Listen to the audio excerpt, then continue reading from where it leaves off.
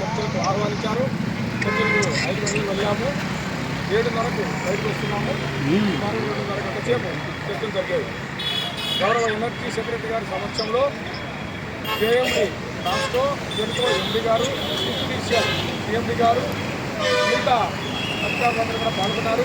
సుమారుగా జేఏసీ నుండి 30 మంది సభ్యులం మేము కూడా పాల్గొనడం జరిగింది.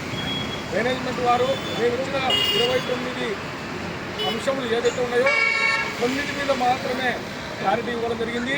ప్రధానమైన అంశాల మీద క్లారిటీ రాలేదు కాబట్టి మేము మరీ ఒకసారి జేఏసీలో చర్చించుకొని చెప్తామనేటువంటి విషయాన్ని మేము చెప్పడం జరిగింది. వారికి కూడా మేనేజ్మెంట్ వారికి కూడా మేము రిక్వెస్ట్ చేయడం జరిగింది. మీరు కూడా ప్రధానమైన అంశాలు ఏవైతే ఉన్నావో ఆ అంశాల మీద క్లారిటీగా చెప్పవలసిందిగా మనం చేయడం జరిగింది. ఈరోజు ఇప్పటి వరకు జరిగిన చర్చలన్నీ కూడా ఫలప్రదం కాలేదనే చెప్తా ఉన్నాం. కాబట్టి రేపు ఏదైతే తలపెట్టామో వర్క్ కార్యక్రమం ఉంది.